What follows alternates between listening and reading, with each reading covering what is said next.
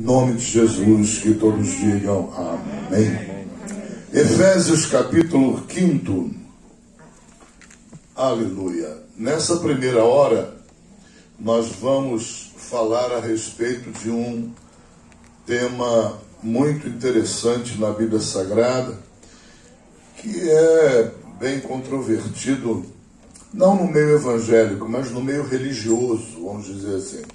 Entre as religiões, há muita noção diferenciada, né, de uma religião para outra, e graças a Deus que no meio evangélico é um tema bem harmonizado.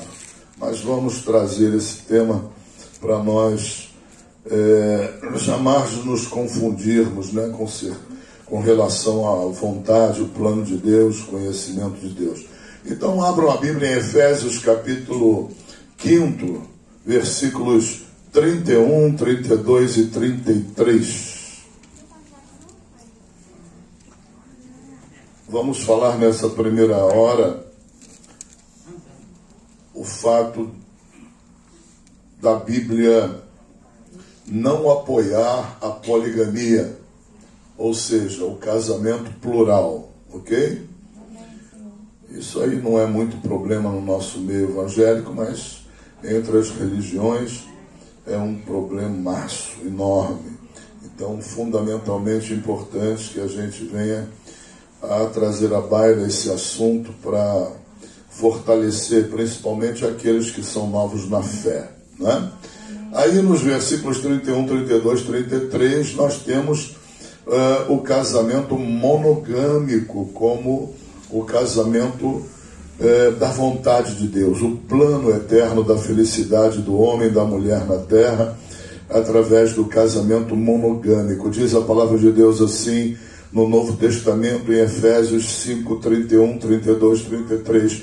Por isso, deixará o homem seu pai e sua mãe, e se unirá a sua mulher, e serão os dois uma só carne. Grande é este mistério, digo, porém, a respeito de Cristo e da igreja. Assim também vós, cada um em particular, ame a sua própria mulher, né? Não é ame as suas próprias mulheres, como a si mesmo, e a mulher reverencie o marido. Amém? Podem tomar assento em nome de Jesus. Glória a Deus, aleluia. Eu trago-lhes aqui um livro que é uma obra que eu considero uma obra bem alentada, bem escrita, bem fundamentada. É um conjunto de perguntas e respostas de temas controvertidos nas diversas religiões do mundo, tá bom? Se vocês quiserem anotar, o título do livro é Resposta às Seitas. Resposta às Seitas. Um manual popular sobre as interpretações equivocadas das seitas. Os autores são Norman L. Geisler e Ron Hodges, tá bom? Norman Geisler e Ron Hodges. Está aqui o exemplar. E eu escolhi entre os temas que esses dois autores tratam, eu escolhi o tema da poligamia para falar com vocês hoje, né? Esses autores, no capítulo 8º do livro, eles colocam um exemplo de má interpretação. Então eles dizem assim: os mormons afirmam que Joseph Smith, que é considerado o profeta maior dos mormons, né?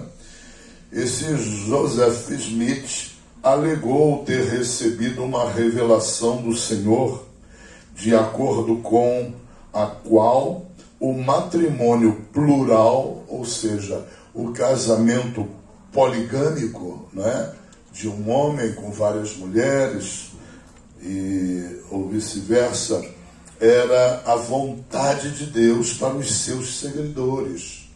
E ele indica, inclusive, o livro onde essa afirmação se encontra, Doctrine and Covenant, ou seja, doutrinas e pactos. Né?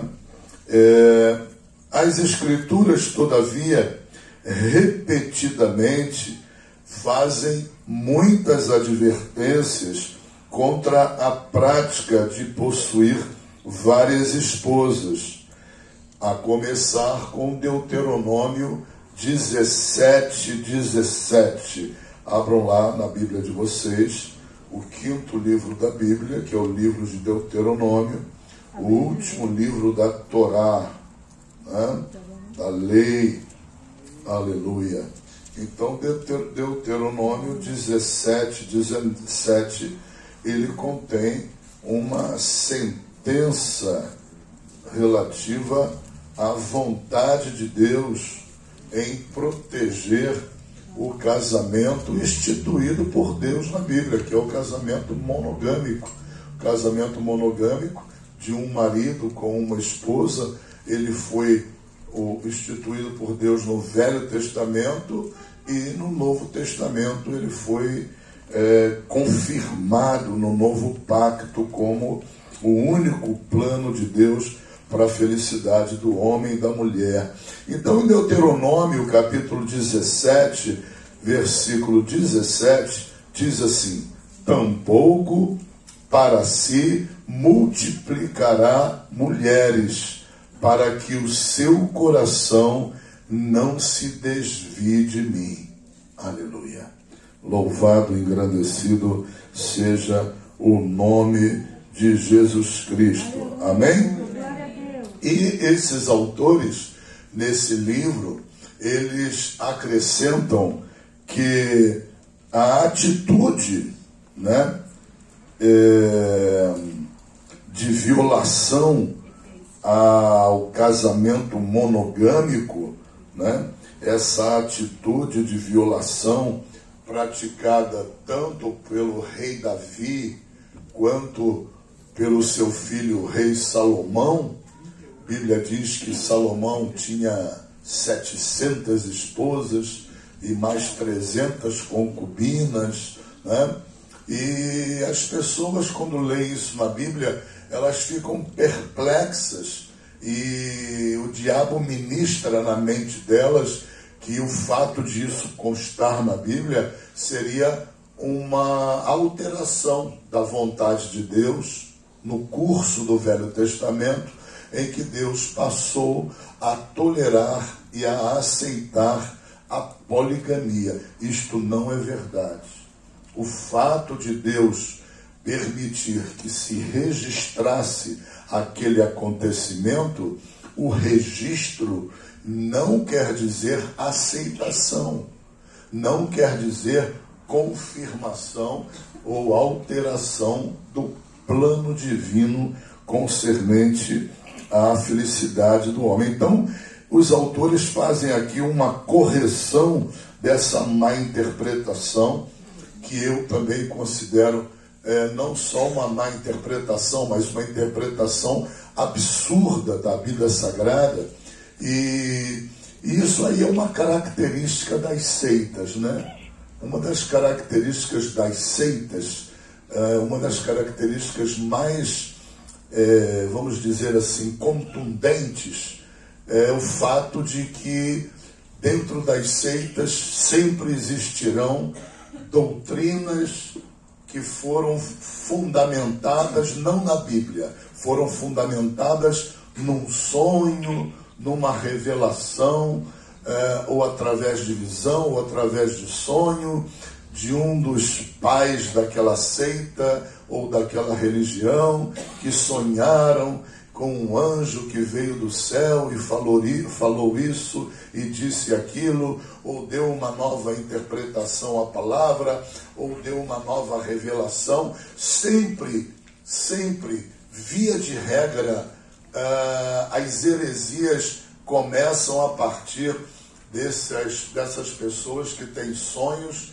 que têm visões, não sabem discernir quando é do diabo ou quando é de Deus. Muitas vezes o diabo aparece para elas em sonhos fingindo ser um anjo de luz, né? Imitando um anjo de luz, tentando aparecer como se fosse com a voz do próprio Deus, e enganam essas pessoas porque elas não estão fundamentadas na palavra.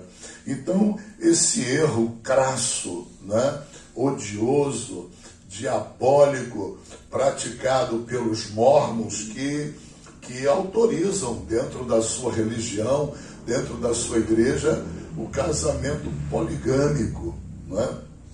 E isso aí realmente deve ser refutado como uma péssima interpretação, não é? Não há base bíblica alguma, e o fato de Deus registrar na Bíblia os múltiplos casamentos de Davi e os múltiplos casamentos de seu filho Salomão não significa mudança de rumo, não significa alteração do plano divino, não significa mudança da vontade de Deus. Até porque, quando você estuda sobre a vida de Davi e de Salomão, você vê que Deus foi específico para eles, não é? Especialmente com Salomão, Deus foi bem específico, alertando a ele que ele não se envolvesse com outras mulheres, não se envolvesse com casamento poligâmico, né? Porque ele iria se desviar de Deus, e aconteceu, e se cumpriu, né? Todas as tragédias na vida de Salomão, todas as tragédias na vida do rei Davi, tiveram como pano de fundo sempre algum envolvimento com a pluralidade de mulheres, né? Por não se saciarem a permanecerem no âmbito da palavra de Deus e do plano de Deus, por eles atravessarem a linha demarcatória daquilo que é legal, daquilo que é vontade de Deus, todos os dois pagaram, e pagaram um preço muito alto, tá bom? Muito alto. Então, não há nenhuma possibilidade a outra interpretação, nenhuma possibilidade. Desde o Éden, a união do homem com a mulher dentro de um regime monogâmico, ou seja, casamento não plural, foi a vontade de Deus desde o princípio.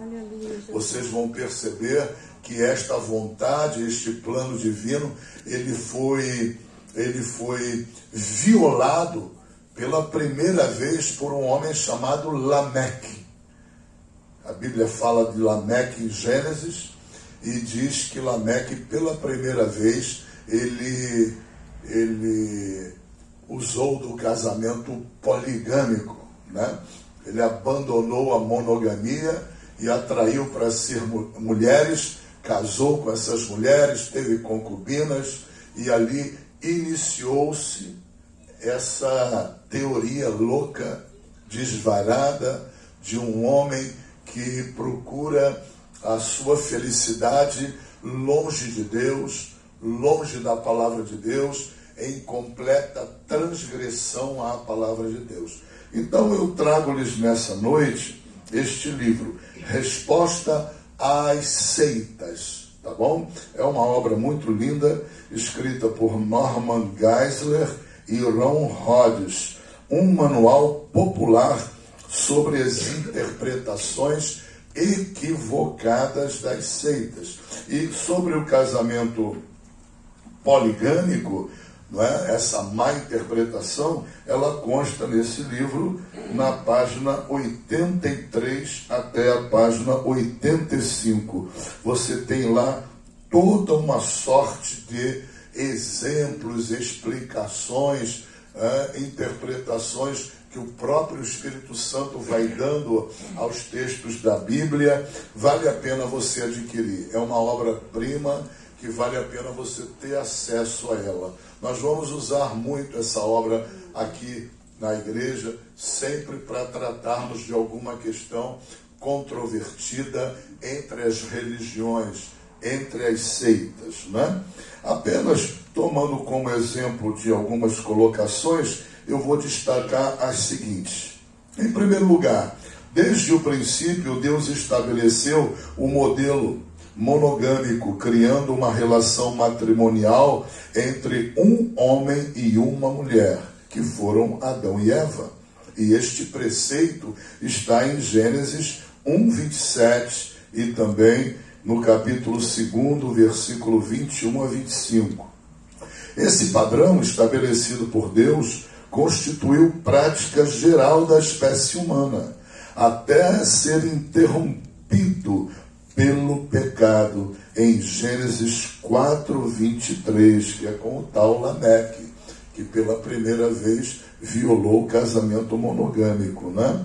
A advertência contra a poligamia, ela é repetida da própria passagem onde se enumeram várias esposas lá em 1 Reis 11:2. Não entrareis a elas, disse Deus para Salomão, e a elas não entrarão a vós. O nosso Senhor reafirmou a intenção original de Deus, citando a passagem em Mateus 19:4 e observando que Deus criou um macho e uma fêmea e os ajuntou através do matrimônio. E sobre isso o apóstolo Paulo também vai tratar, como nós lemos na abertura, em Efésios capítulo 5, versículos 31, 32 e 33. Inclusive, ele compara o casamento monogâmico com a relação do marido e da esposa. Ele faz um paralelo da relação de Cristo com a igreja, não é? E quando ele faz essa relação, ela está fazendo uma relação sacrossanta. Ele está santificando o casamento monogâmico. Então, quando o homem, quando a mulher partem para aceitar a poligamia, eles estão como que prostituindo também, de alguma forma, a relação de Jesus com a sua igreja, a sua noiva. E isso é absurdo, isso é escândalo, isso é abominável aos olhos de Deus, ok? Então eu não vou ler todo o texto, peço a vocês que encontrem meios para adquirir essa obra, tá bom?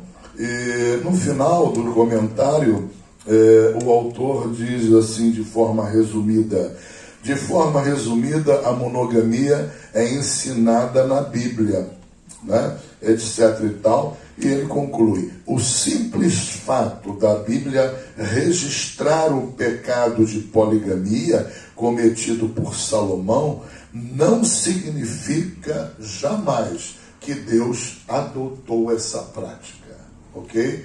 Então, se vocês tiverem algum sonho, de repente, com um sonho de alguma revelação, não é? E nesse sonho apareça um anjo dizendo para vocês que Deus agora está enviando esse anjo para vocês apregoarem uma nova revelação de Deus na terra, em que Deus aprova a poligamia para os casamentos na igreja, entre os filhos de Deus. Repreendam esse anjo, ele é demônio. Amém. Pode ter olhos azuis, asas brancas, odoradas, fantasiado de ouro, podem ter fala mansa, bonita, ok? Tem gente que é supersticiosa, tem gente que julga pela aparência. São pessoas fáceis do diabo enganar, ludibriar. Fiquem com a palavra de Deus. Lembrem daquele versículo lá de Hebreus que diz: agarra-te às doutrinas às quais foste gerado, para que em tempo algum te desvie delas. Amém? Sem problema? O apóstolo Paulo foi claro, dizendo: ainda que venha do céu um anjo, um anjo da parte de Deus, olha que loucura, do céu, da parte de Deus, né? e pregue um outro evangelho, seja amaldiçoado. Amaldiçoado. Cuidado com os sonhos, cuidado com as revelações, cuidado com essa história, eu recebi uma nova revelação. Sai de perto de mim quando você quiser falar isso. Tá? Fica bem longe para poder dizer um negócio desse, porque isso é muito sério. Não tem nova revelação. Já está tudo revelado. Não há novidade nenhuma. Tá? Toda novidade é extremamente perigosa. Toda novidade, toda nova revelação vem acompanhado de morte, e morte eterna. Então tomem cuidado, vigiem, porque você vê o Joseph Smith, ele, com essa revelação, ele simplesmente conduziu e conduz até hoje milhões de pessoas que se acham filhas de Deus ao caminho da poligamia. E estabeleceu uma verdadeira prostituição dentro dos mormons, onde os homens enlouquecidos, ensandecidos no seu furor sexual, juntam para si concubinas e esposas em quantidade, e todos eles serão julgados por Deus no tribunal celestial, no juízo final. Amém? Amém? Glorificado seja o nome de Jesus Cristo. Aleluia. Vamos ao nosso estudo bíblico? Amém. Aleluia. Continuamos a falar sobre batalha espiritual. Antes de começar a falar de batalha espiritual, deixa eu fazer uma observação aqui na igreja, que essa observação soe como uma advertência. Mas não uma advertência que puxa a orelha de ninguém, não é esse o propósito, mas uma advertência para aumentar a ligação de vocês com aquilo que é ensinado do púlpito. O que é que está acontecendo na igreja? No meio das missionárias, pastores, obreiros, está acontecendo que vocês não estão sabendo colocar em prática aquilo que é ensinado. E quando nós não colocamos em prática aquilo que é ensinado, ou nós discordamos do que é ensinado, ou estamos de tal maneira viciados no erro que a gente não consegue se desprender do erro. O que é que eu expliquei aqui incansavelmente durante todo o ano de 2020 e entrei em 2021 ensinando a mesma coisa? Que vocês devem usar quando se tratar de obra de libertação, quando se tratar de obra de cura, vocês devem usar palavras de comando e não ficarem colocando no colo de Deus o pepino de curar aquela pessoa. Mas isso está de tal forma enraizado na maioria de vocês, que vocês não estão conseguindo. Quando eu participo das orações, eu percebo, ouvindo a oração, que as pessoas não conseguem repreender o diabo. Aí mandam Deus repreender. Como é que eu vou mandar Deus fazer alguma coisa se Ele disse que já me deu poder para eu fazer? Você está entendendo? Não é puxão de orelha. Não significa, a ideia não é essa, tá bom? É que de tanto tempo de nós ficarmos agindo num prisma, que é o prisma do Pai Nosso, né? Em que pede, dentro daquele modelo, a gente passa a pedir também, o tempo todo. E pedindo coisas que não devem ser pedidas. Preguei muito aqui dizendo para vocês, vocês nunca encontraram Jesus pedindo ao Pai para curar alguém. Não há um exemplo na Bíblia. Não há um exemplo de Jesus diante de um enfermo ou diante de Lázaro morto. Lá ele fez uma oração, deu graças. Sim, ele deu graças a Deus. Ele não pediu a Deus para chamar Lázaro, para ressuscitar Lázaro. Ele próprio deu ordem a Lázaro. E isso é um problema sério, porque existe um provérbio popular, adágio popular, que diz que o uso do cachimbo faz a boca ficar torta. E a gente vê que o adágio está cumprindo dentro da igreja. Era para cumprir no mundo, mas cumpre dentro da igreja. Porque o crente ouve, mas entra por um ouvido e sai pelo outro. No dia seguinte ele pega o microfone para orar, ele ora como ele orou aqui 5 anos atrás, no erro. No erro. E isso é um problema muito sério, porque Tiago disse, vós não sabeis orar. E uma das razões de não saber orar, ele diz que nós pedimos mal, e ele dá um exemplo apenas de como pedir mal, pedir para gastar nos seus próprios deleites. Ele foi resumido demais, porque profeticamente havia outras maneiras também exemplificativas de o ser humano pedir mal. Há muitos modos de pedir mal. Muitas maneiras. E por isso que o Espírito de Deus intercede por nós para orar no nosso lugar. E isso bloqueia as nossas orações. Nós, com o nosso modo de orar a Deus, impedimos e bloqueamos a resposta de Deus. Ora, como é que Deus vai responder a uma oração que não tem base bíblica? Não tem base na palavra de Deus? Ah, Deus, repreende esse demônio. Ah, Deus, repreende o diabo. Deus, repreende essa obra de macumbaria. Mas tudo isso é para você fazer. Aleluia. Deus já ordenou. E não só ordenou, Ele transmitiu todo o poder dele para dentro de você. Todo o poder de Deus está dentro de você. Se não estiver, então você não é crente. Esse é o ponto. Como é que eu posso orar para Deus fazer coisas que Ele manda eu fazer, e Ele me deu o Espírito Todo-Poderoso para que eu possa fazer, usando o Espírito de Deus?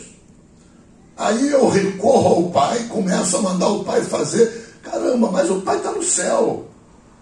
Quem está na terra é o Espírito Santo, e o Espírito Santo está dentro de você. Aí eu vou pedir ao Pai que está no céu. É uma oração meia doida. Eu vou pedir a Jesus que está no céu. Ah, pastor, mas quando nós pedimos ao Pai, é o Espírito que atende. Tudo bem. Se for assim, tudo bem. Mas mesmo o Espírito, sendo Ele o detentor do poder para te atender, a ordem de Jesus foi você curar. Foi você agir. Claro que a cura, quem vai estender a mão e curar é o Espírito de Deus. Mas o comando vem de você. Deus te deu essa voz de comando. Deus te deu essa palavra de comando. Às vezes as pessoas, por reverência a Deus, ficam tímidas de exercitarem o poder que Deus já deu a elas. Só que essa reverência, ela não é uma reverência que agrade a Deus. E eu dei o exemplo aqui muitas vezes, eu disse, imagina um pai dizendo para uma filha, filha, vai passar o caminhão do lixo, pega esse lixo, bota lá fora. Aí a filha vem diante do pai, dobra o joelho e fala, paizinho, pai santo, o senhor poderia ir no meu lugar lá fora e botar o lixo? Aí o pai se irrita e fala, ô abençoada, eu já paguei a conta da Conlube, agora vai lá fora e bota o lixo. É assim que nós estamos agindo como essa criança. Deus nos manda fazer, a gente devolve para Deus. Eis que vos dou o poder para pisar serpentes e escorpiões. O que é que são isso? Demônios? Aí a gente manda Deus expulsar. Manda Deus repreender. Manda Deus pisar. Tudo que é para fazer, nós pedimos para Ele fazer. Vira uma loucura. Ou a gente interrompe os processos de erro, ou os erros perpetuam. É igual aquela história do jejum. Vamos ajoelhar para todo mundo entregar o seu jejum. Mas como assim? Vai anunciar? Vai fazer anúncio? Deus odeia isso na Bíblia. Está escrito, é proibido.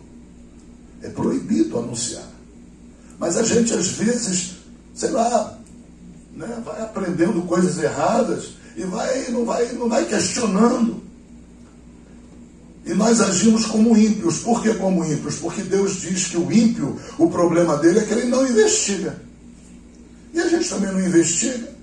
Está lá na Bíblia escrito que não pode anunciar, não pode falar, não pode revelar, tem que fazer com a mão, com a outra não veja. A pessoa faz tudo o contrário. A pessoa vai dar uma doação e quer aparecer quando dá. Quer receber um muito obrigado. Na hora que ela recebeu muito obrigado, acabou a glória eterna. Não vai receber de Deus nada. Já recebeu o consolo na terra. Entende? Temos que ter entendimento. O problema do cristão, o problema dos filhos de Deus, desde o Velho Testamento e do Novo, é falta de conhecimento. Nós temos que conhecer e colocarmos em prática.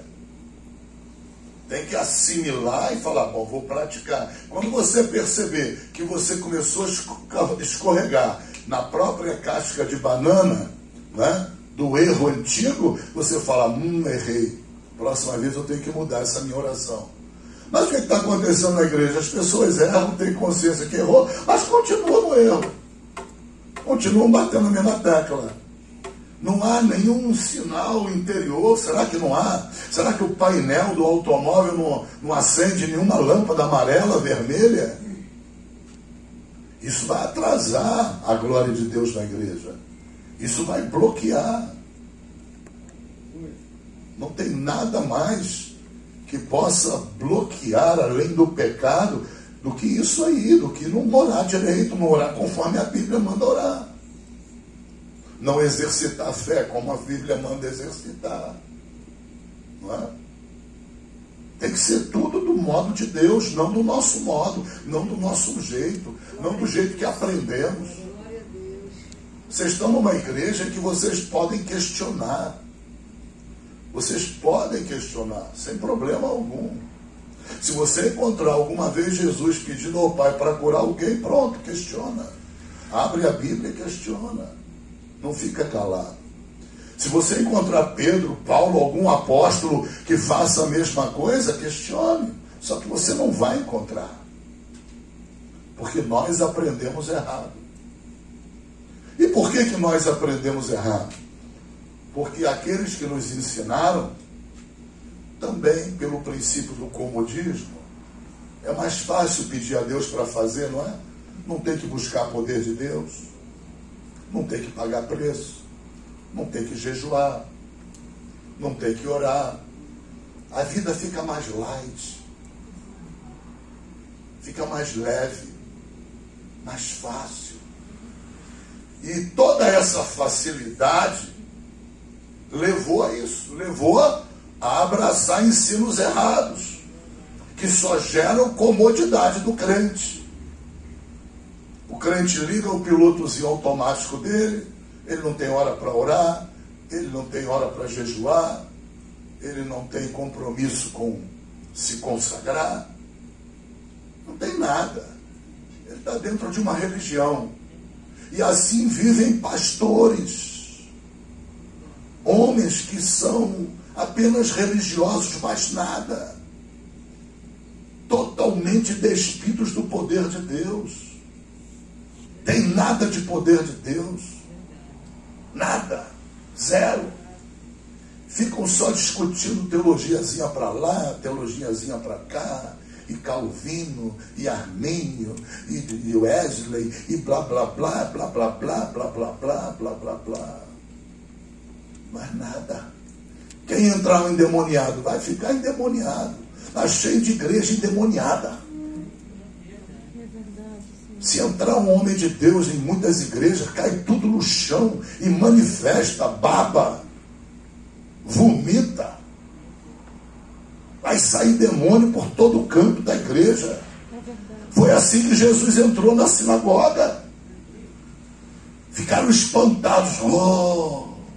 Por quê? Porque os príncipes das sinagogas, que equivalem hoje aos pastores da igreja, eles estavam acostumados com as pessoas endemoniadas. Aquilo se transformou numa normalidade. Numa normalidade. Eles criaram um novo normal. Como dentro do evangelho hoje existe um novo normal também. Bando de igreja repleta de endemoniado. Repleta de gente no pecado. Gente que não conhece Deus. Gente que não cumpre a palavra, não cumpre a lei de Deus, não cumpre mandamento, não tem negócio nenhum com santidade, com reverência. Nada. Pessoas cuja mente, eu vou falar disso aqui hoje, a mente se transformou em verdadeira fortaleza de Satanás. Onde Satanás governa a vida delas a partir da mente.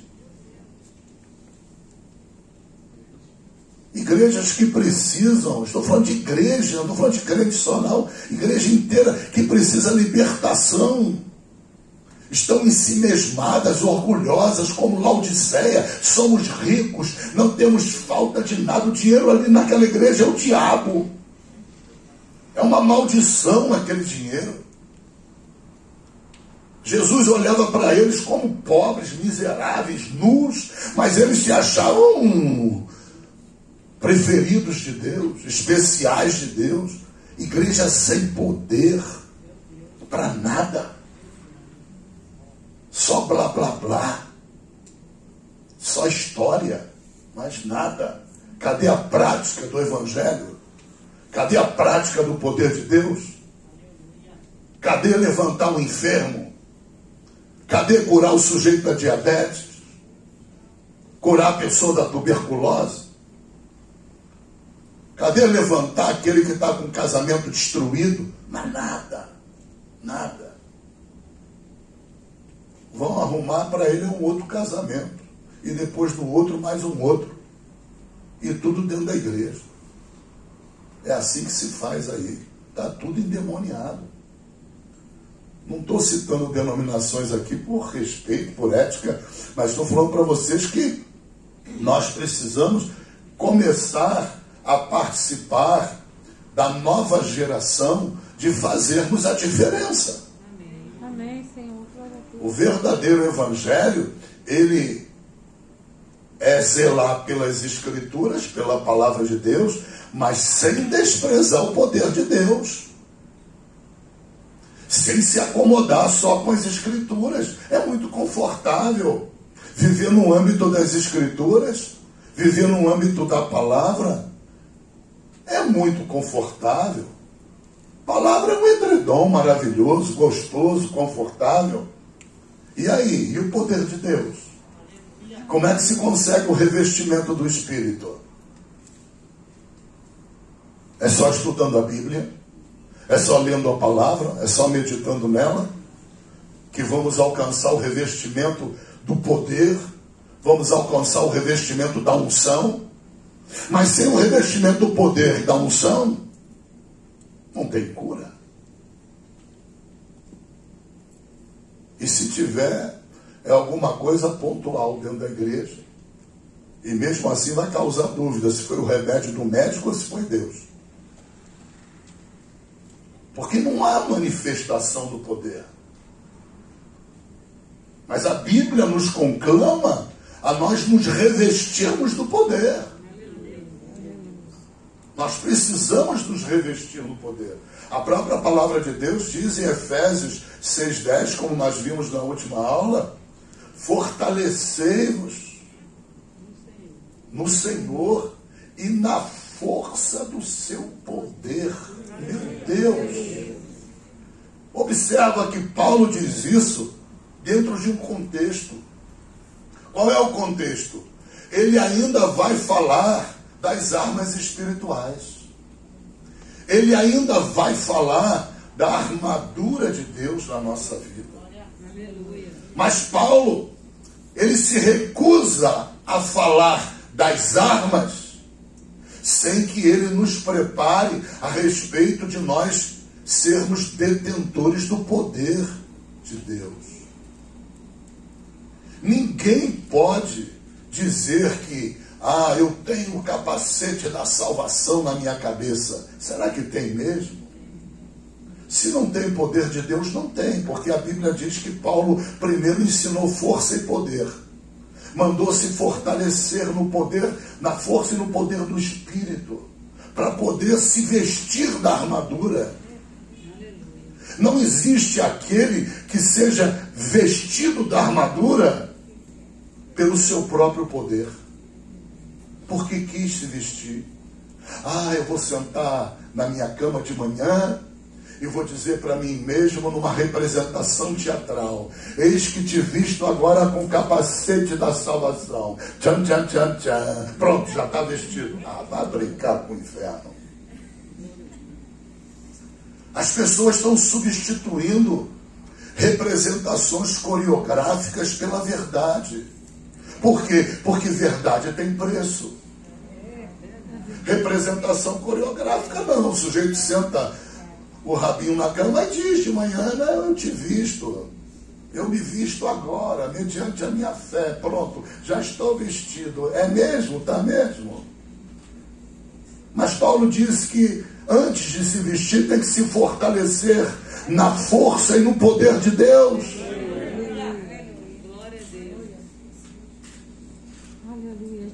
É através da obtenção do poder de Deus que você será capacitado a se revestir da armadura.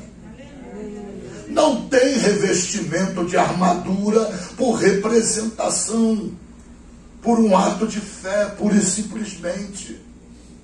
Não. É o poder de Deus de maneira tangível, demonstrado.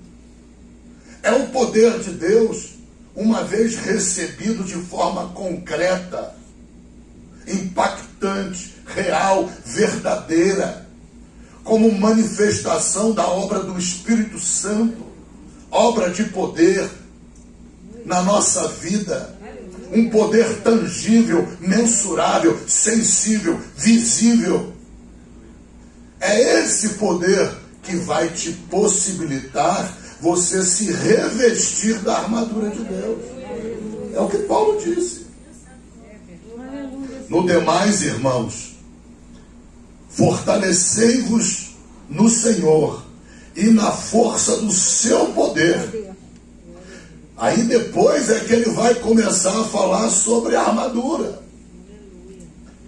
Aí ele vai dizer: revesti-vos de toda a armadura. Mas o revesti-vos de toda a armadura vem depois do fortalecimento do poder. Quando você pega, eu preparei aqui um estudo, mas vai ficar um saco se eu for dar o estudo como eu preparei aqui. Eu estou todo baseado aqui na língua grega, tá? Cada uma dessas palavras eu consegui pegar no grego e buscar no grego o conceito, a visão de cada uma dessas palavras. Mas eu queria falar no portuguesão com vocês. De repente, mais tarde, um dia, a gente vem para o grego quando aumentar mais o interesse da igreja sobre isso. Porque no grego você tem uma visão mais nítida, mais clara, mais evidente, porque o grego é uma língua muito mais ampla do que o português, do que o inglês. São línguas débeis comparadas ao grego, comparadas ao hebraico, que são línguas muito mais explicativas. E lá no grego, quando você vai pegar, por exemplo, a palavra kratos, que é a palavra grega para força, fortalecei-vos no Senhor e na força, kratos, do seu poder. Ischus. Aí você vai no grego, pega Kratos. Você observa que aquela força ali, ela é mensurável. Ela é visível. Quando tu pega ali no grego, você começa a perceber que a força do Kratos, ela é representada na força que era pressuposto, obrigatório, necessário na vida de cada soldado romano. Por quê? Porque a armadura que o soldado iria se vestir com ela é uma brincadeira de mais de 40 quilos.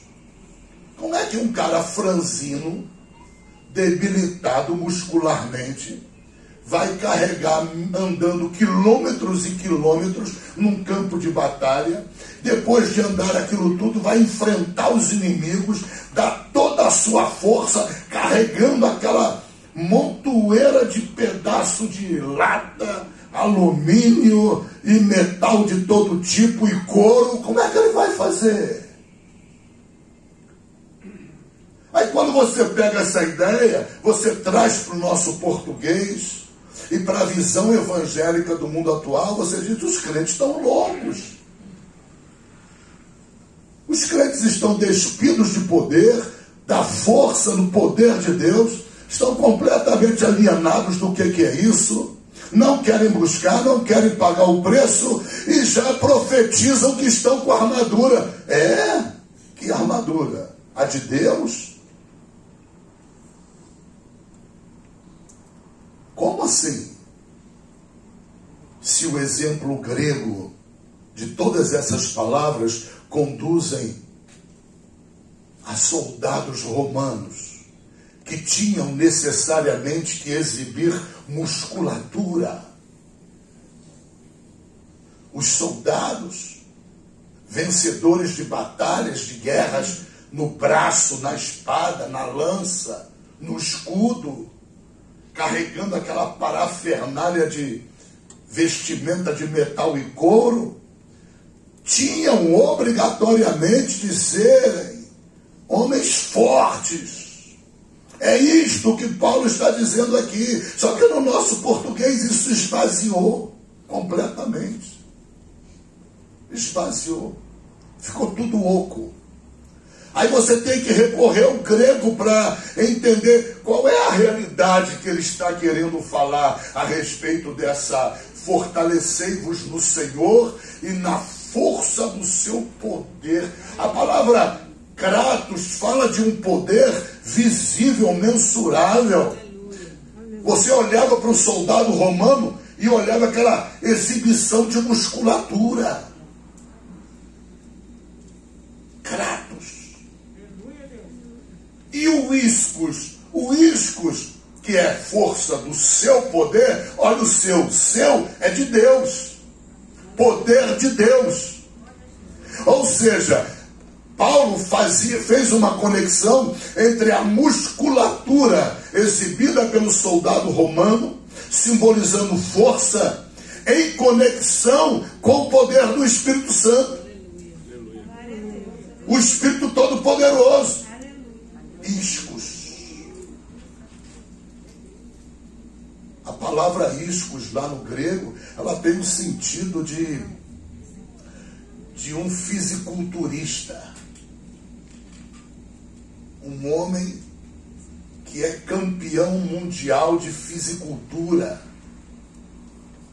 Ele é dotado de uma força muscular quase que sobrenatural. Essa é a ideia da palavra ischus, poder, para se referir ao poder de Deus, querendo nos mostrar como figura a toda a musculatura de Deus, musculatura espiritual, que o torna o Todo-Poderoso. Ele faz uma conexão do soldado romano com essa força visível, musculatura dele, com a musculatura espiritual de Deus, que o faz todo-poderoso, como pressuposto, a união das duas, para ele poder conseguir vestir a armadura de Deus. E nós vivemos um evangelho hoje em que o crente fica em casa com medo do vírus, se borrando com a fralda cheia. Fralda está lotada. Tem coragem de vir na igreja. A igreja é um perigo para pegar o vírus. Mercado não tem problema, farmácia também não, na rua não tem problema nenhum, mas na igreja o cara fica enfiado em casa e vai perguntar se ele tem a armadura de Deus. Nossa! Ele recita as 7 peças da armadura de cor. De cor. E não tem dúvida nenhuma que está revestido da armadura. É triste isso. É triste. É pavoroso. Como as pessoas conseguem mentir para si próprias. Como não conseguem ver as evidências de que estão com medo, apavoradas. Tem fé nenhuma. Nem no Salmo 23. Ainda que eu andasse pelo vale da sombra da morte, não temeriam. Eles leem isso na Bíblia. E acreditam que é o retrato da vida deles. Meu Salmo 91. Ainda que eu andasse pelo vale da sombra da morte, não temeria mal algum, porque tu estás comigo. Uau! E creem que estão com a armadura. Não tem força para levantar um palito de fósforo. Não tem força para nada. Tem uma meia dúzia aí que eu estou há mais de um ano. Vem na Santa Ceia. Por favor. A igreja vai se reunir. Olha, lá tem pessoas idosas. Teve uma idosa lá que não fazia nem caso da sua vida, mulher, de tanta fé que ela tinha. Deus não aguentou e levou. E a outra está covardada, agarrada dentro de casa, no pé da cama, no pé da mesa da sala, na televisão, agarrada no Facebook, na internet, acreditando, recitando a armadura toda. Começa na cabeça com o capacete, vai até a sandália nos pés. Sabe tudo de cor e salteado. O que é isso? Que evangelho é esse porco que nós estamos vivendo, estamos crendo? Estamos pregando? Que troço nojento é esse evangelho? Vamos pregar o verdadeiro evangelho. Verdadeiro evangelho é palavra de Deus sem desprezar o poder de Deus. Os crentes estão aprendendo a ludibriar o poder de Deus. O diabo ensinou para eles a técnica para ludibriar.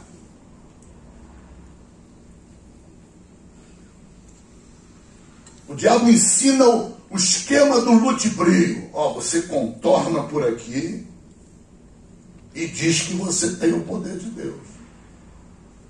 E diz que o poder de Deus se manifesta no teu ministério, se manifesta no teu chamado. Afirma isso com veemência. E a pessoa brada do microfone tem nada. Paga preço nenhum. Busca nada. Nem lembra quando jejuou a última vez. Nós temos que ser mais verdadeiros. Como é que nós vamos enfrentar Satanás se nós nem conseguimos identificá-lo quando ele nos ataca? Se você não consegue identificar Satanás quando ele te ataca, como tu vai se defender contra ele? Ele está operando contra você, você não detecta.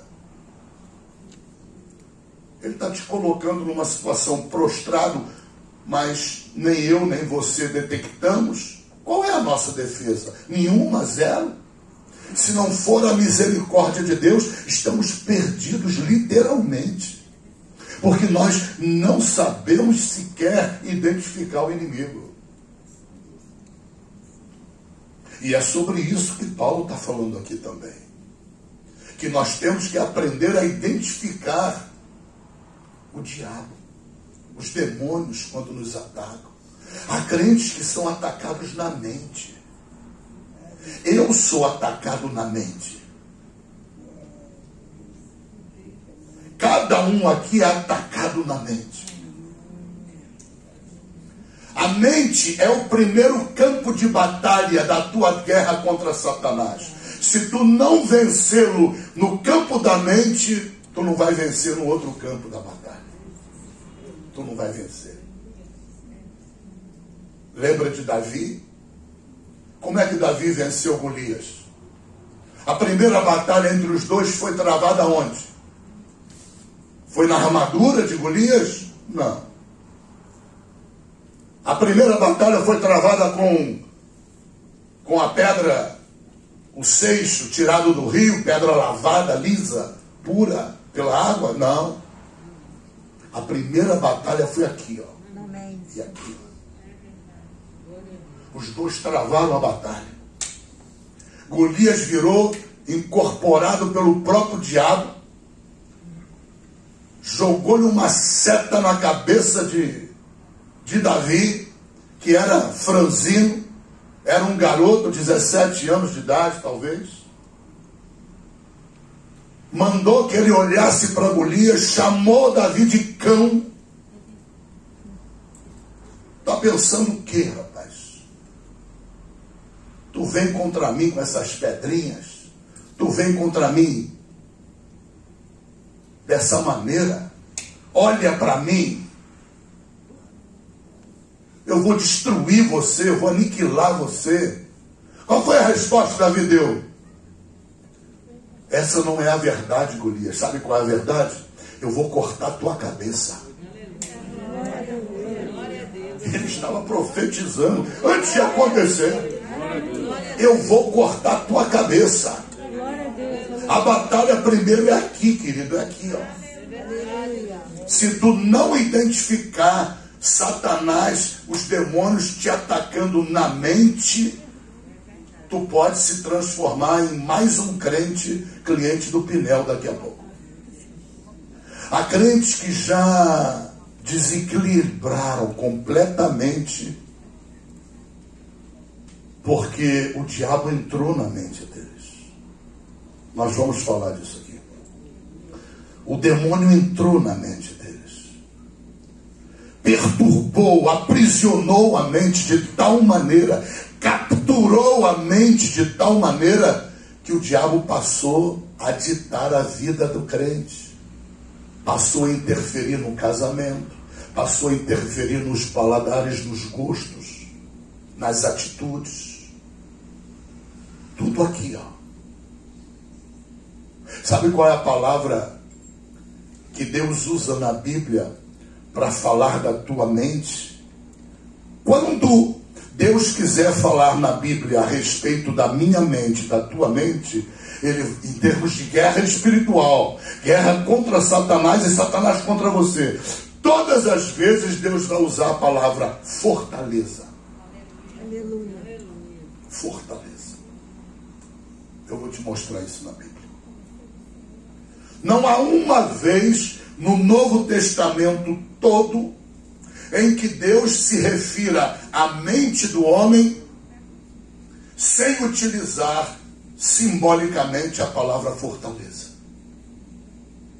Mostrando que o diabo, ele é capaz de criar na tua mente uma fortaleza. A palavra grega para fortaleza também serve para prisão. Ela também é usada para prisão, aprisionamento.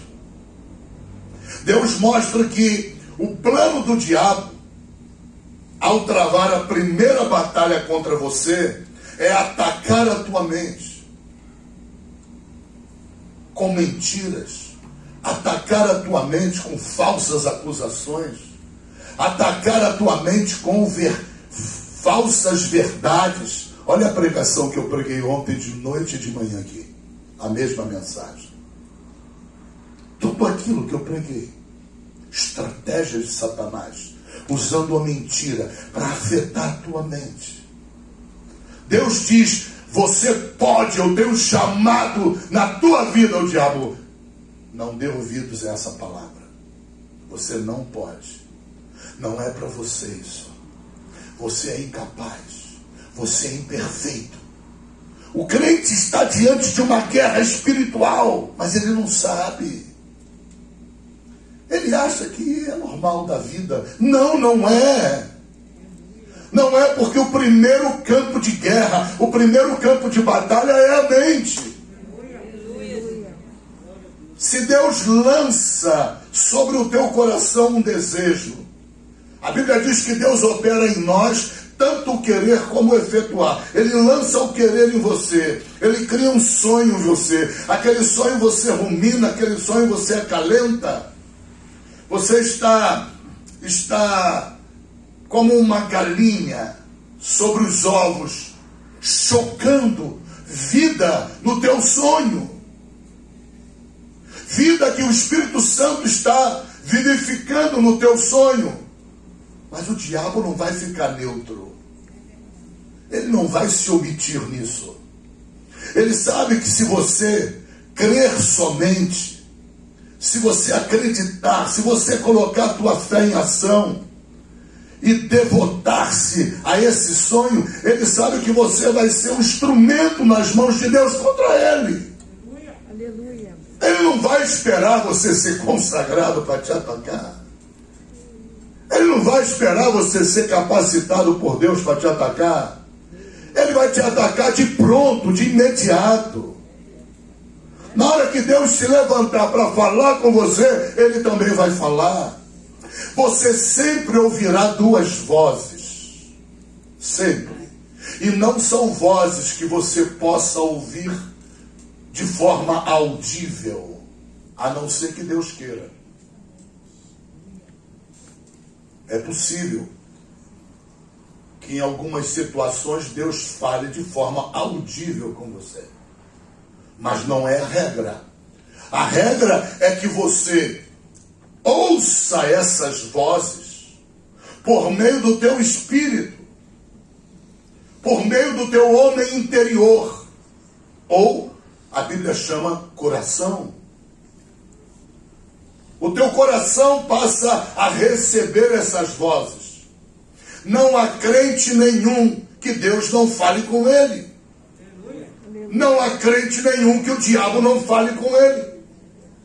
Sempre vocês, sempre todos nós estaremos ouvindo de alguma maneira com nossos ouvidos espirituais a essas duas vozes. Uma vai dizer a verdade para nós, é a voz de Deus.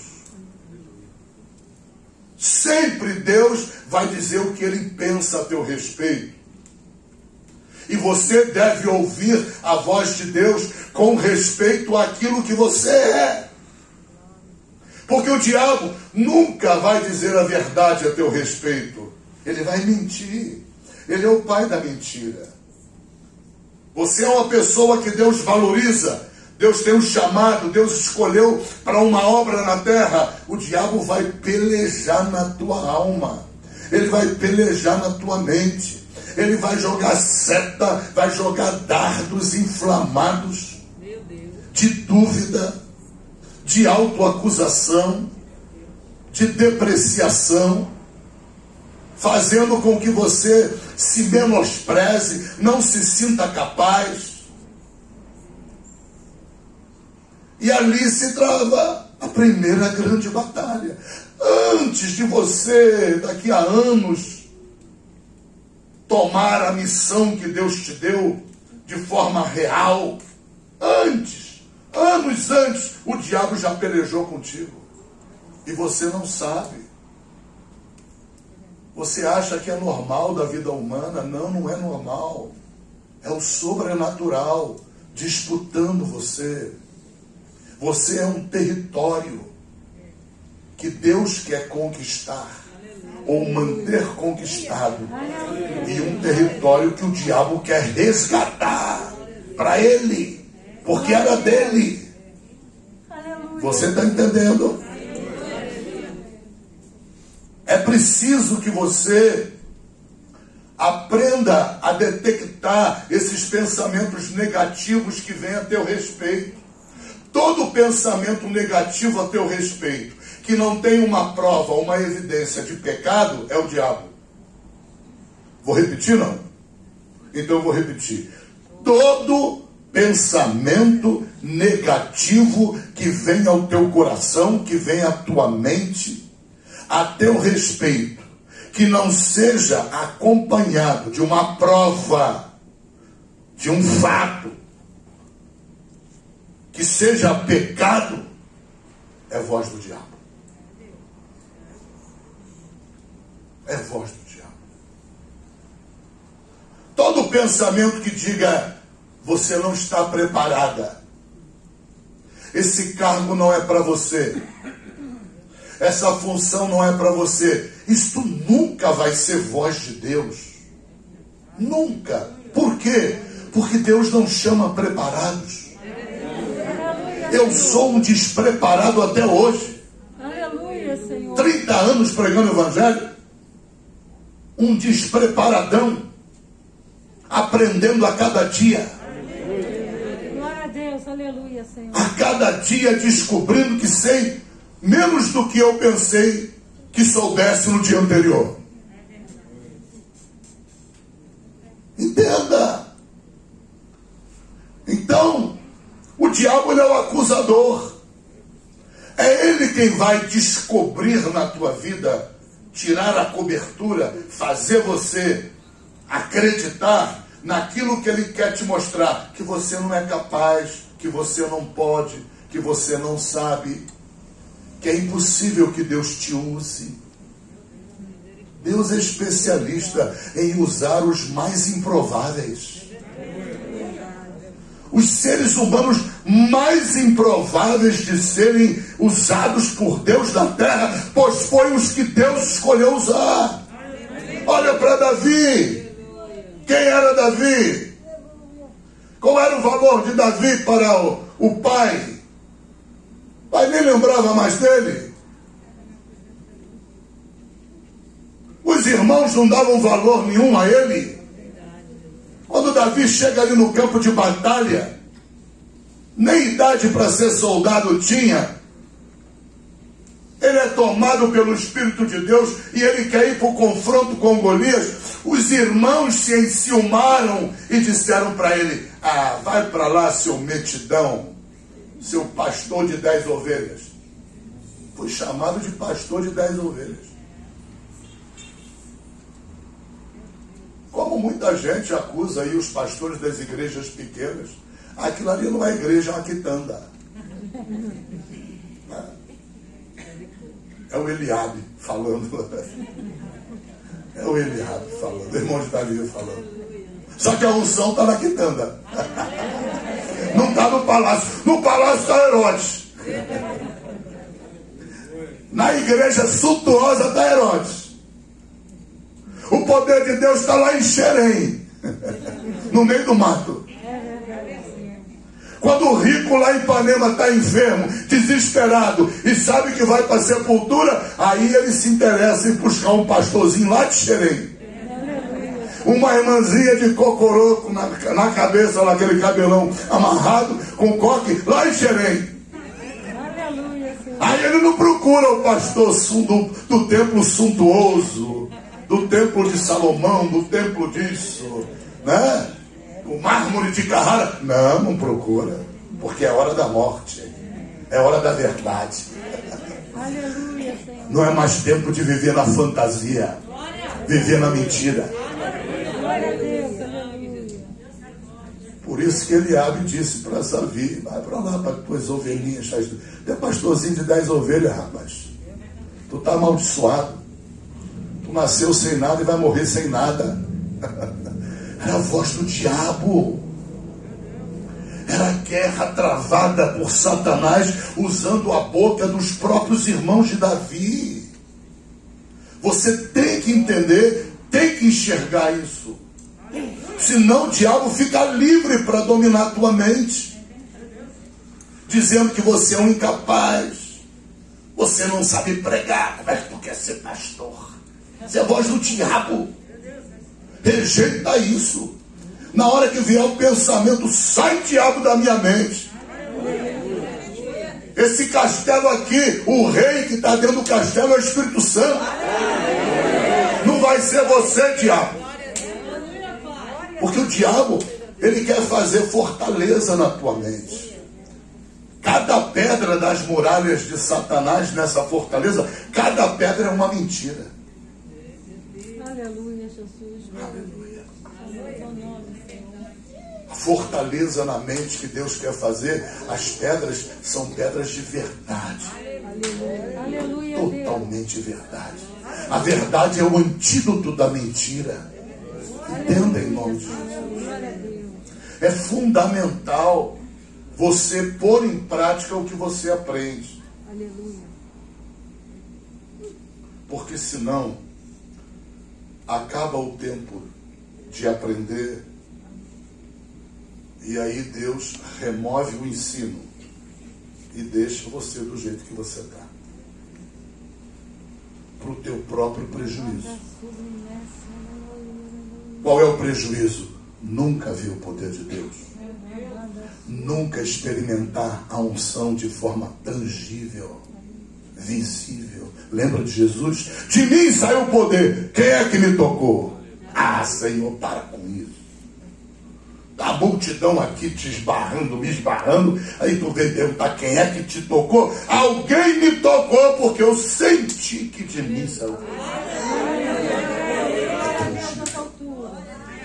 Quando a unção é verdadeira, ela é tangível, ela é visível, ela é mensurável, ela é provada. A unção verdadeira é demonstrada, é aplicada, ela é ativada. A falsa não. A falsa é coreografia. É blá blá blá de palavras somente, mais nada. É representação coreográfica. O verdadeiro evangelho não é isso. O verdadeiro poder de Deus não é isso. Ele não é fruto de representações. Ele não é fruto de imaginação. Por isso Jesus disse: permanecer em Jerusalém até que... Fica lá. Até que do alto sejais revestidos de poder. O poder não ia vir porque eu iria falar algumas palavras cheias de fé, e ao término dessas palavras cheias de fé, pronto, eu agora já vou me comportar porque o poder de Deus já veio. Não, não veio não. Porque ele precisa ser demonstrado. E o que ele é demonstrado, o que é demonstrado é audível. Por isso que a Bíblia diz: e veio um som como de um vento. Não veio vento nenhum.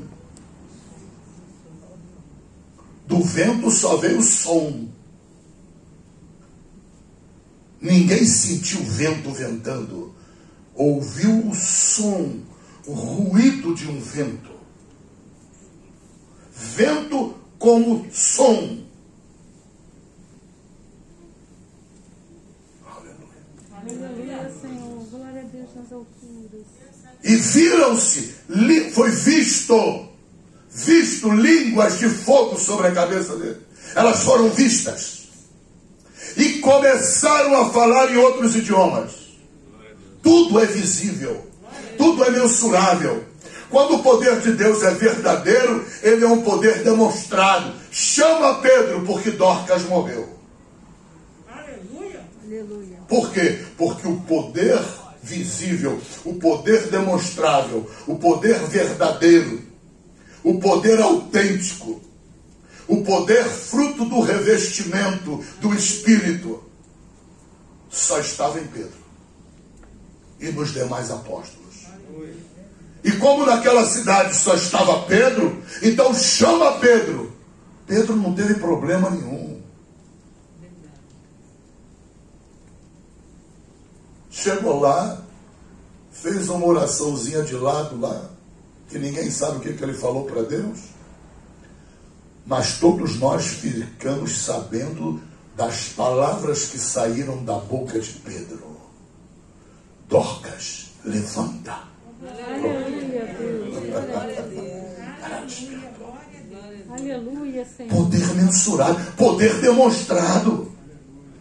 Paulo está dizendo aqui: fortalecei-vos no Senhor e na força do seu poder. O poder é dele, não é poder imaginário, é poder demonstrado. Antes da armadura,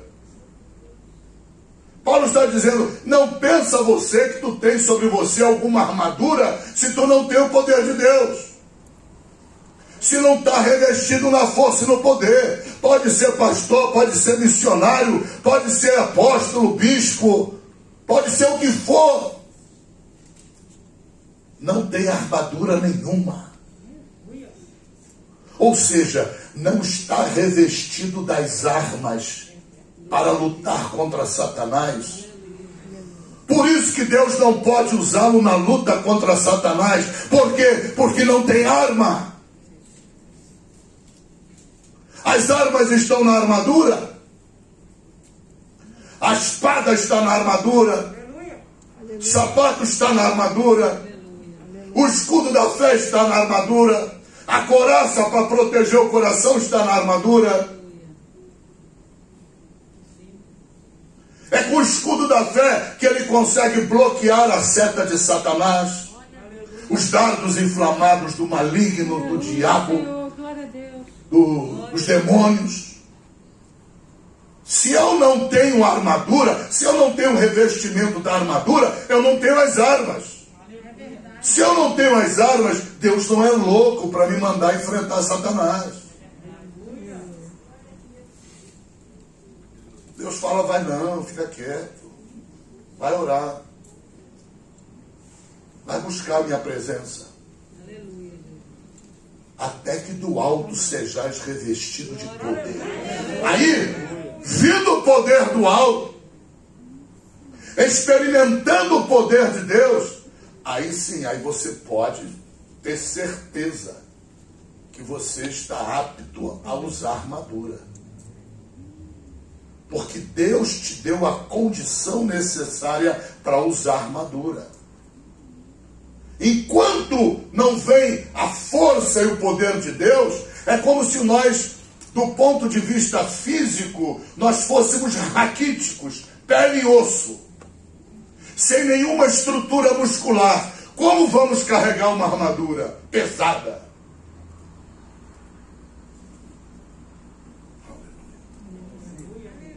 Glória a Deus nas alturas. Golias, ele tinha armadura pesada, do ponto de vista natural. Ele podia carregar, e por isso, na avaliação dele, Davi era um louco. Porque Davi estava agindo como cego no mundo natural, desprezando a musculatura dele, desprezando toda a capacidade natural para carregar todas aquelas armas. Ele estava armado até os dentes, mas era no mundo natural. No mundo espiritual, toda aquela armadura de Golias não chegava aos pés da armadura espiritual na vida de Davi.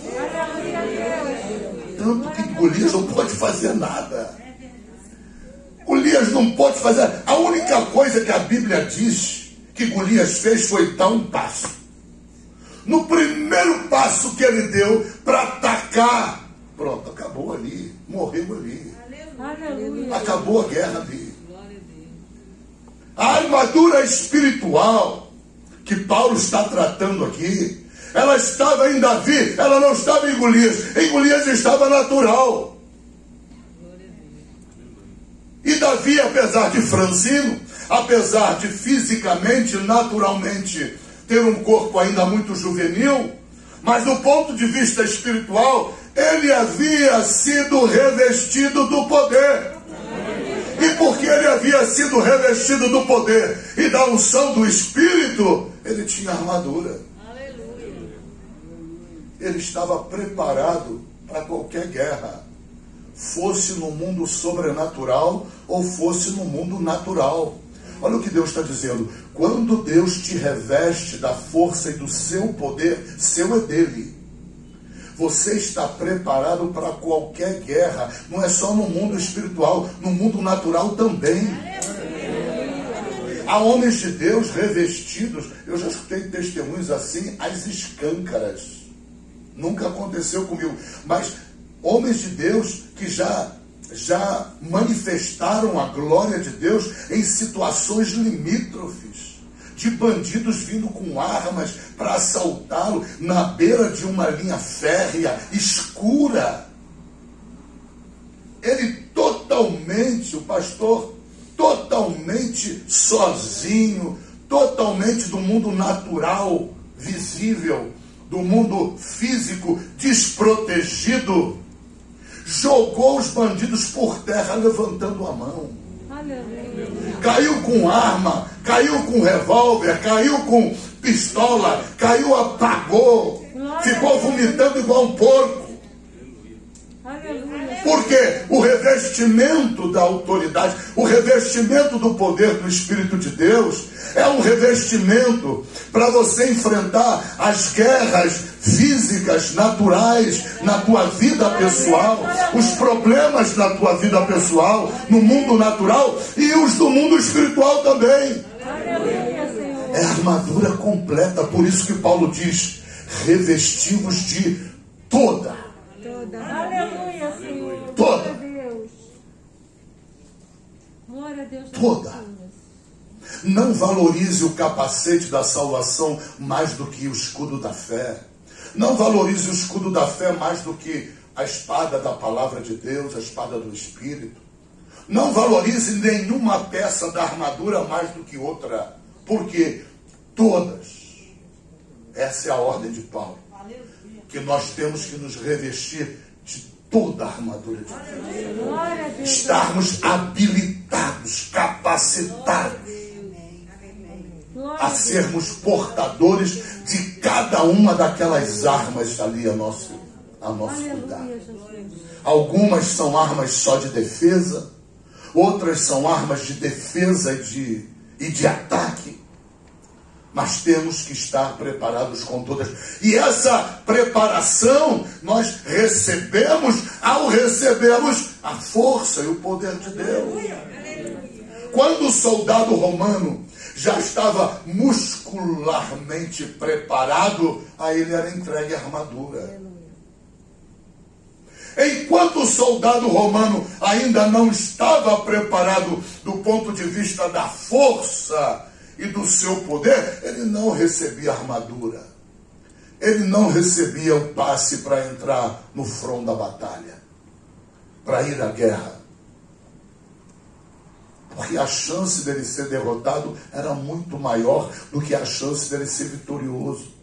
Faltava-lhe força, faltava-lhe power, poder, faltava-lhe energia, faltava-lhe capacitação. Entenda. É o que Paulo está dizendo aqui. Que nós precisamos estar capacitados por Deus antes de dizermos que estamos portando a armadura de Deus. O maior problema da igreja evangélica nesses 2000 anos foi não trazer o poder de Deus no mesmo nível da palavra. Jesus disse, errais, não conhecendo as Escrituras, nem o poder de Deus. Ó, mesmo nível. O que fez a igreja evangélica? Exaltou a palavra e afastou o poder de Deus. Porque a palavra é cômodo ler a Bíblia. É cômodo meditar. É cômodo. Você pode até receber aplauso. Não pode? Pode. A pessoa te vê lendo a Bíblia 2, 3 vezes, daqui a pouco já está te elogiando. Poxa, que bênção esse homem. Estuda muito a palavra. Pronto. Agora a vida de oração não tem aplauso. Ninguém te vê orando.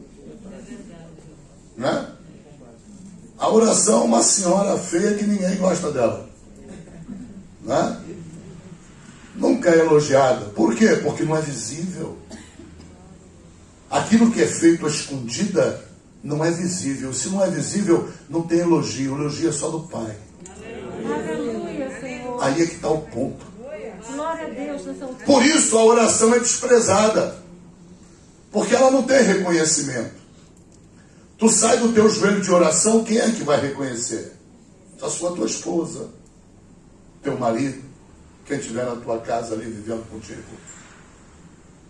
Mesmo assim, olha lá. Porque tu pode ser daqueles que oram no meio da madrugada. E aí? Aí nem a esposa. Ou nem o marido. Nem o filho. Você está entendendo? A oração, ela não tem aplauso. Ela não tem um prêmio no mundo físico. Ela não tem reconhecimento de ninguém. É diferente da pregação. Ah, aquele pastor prega muito. Olha que desgraça. Usou a boca para exaltar o diabo. Já deu o elogio.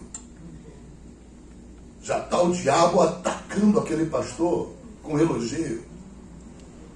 Mas há pessoas que aceitam e se alegram com elogio, se envaidecem, se ensoberbecem ao serem reconhecidas, sem entender que é o diabo. Quem tem que te honrar é Deus. Olha o que Jesus disse: eu não busco honra dos homens. Eu tenho quem me honre. Segue o exemplo do Senhor. Espere a honra vir do Pai. Vire as costas para quem te elogia. Glória a Deus, aleluia. Pede desculpas, pede licença e sai. Porque é boca do diabo, é boca de Satanás. Querendo te jogar vaidade. Querendo gerar orgulho em você. Mas há pessoas que são o contrário. Elas gostam de ser vistas. Elas gostam de ser elogiadas. Vou embora da igreja. Eu não sou reconhecida naquela igreja. Olha o evangelho segundo Satanás. Isso é evangelho segundo o diabo. Desde quando você vai fazer alguma coisa na obra de Deus para ser vista, para ser reconhecida? Espere o reconhecimento de Deus. Ô cabeça de bagre. Cérebro de camarão. Nem sei se camarão tem cérebro. Olha aqui. O reconhecimento, quando vem do homem, isso significa que de Deus você não terá nenhum. Olha o problema do elogio. Não espere elogio do pastor João. Se o pastor João elogiar, é porque o diabo está tomando ele. Não espere elogio de nenhuma missionária, de ninguém. Faça para Deus. Espere o elogio do Senhor. Se o homem for sincero e te elogiar, amém. E se não te elogiar, melhor. Dá para entender? Camarão, entenda Deus falando. Se não te elogiar, agradeça a Deus. Porque ao invés de você receber o prêmio aqui na terra, tu vai receber na glória. Esse é o evangelho de Cristo. Mas contra esse evangelho tem o segundo Satanás. Aí a pessoa vai embora criticando a igreja, criticando os irmãos, criticando o pastor, criticando todo mundo, porque não reconhece. Não reconhece. Eu não sou vista por ninguém. Não tem ninguém que me veja. Não tem ninguém que me elogie. O perigo é quando te elogiar. O perigo é quando as pessoas começarem a falar bem de você. Aí tu está em risco. Aí você está experimentando perda no céu. Entenda o verdadeiro evangelho.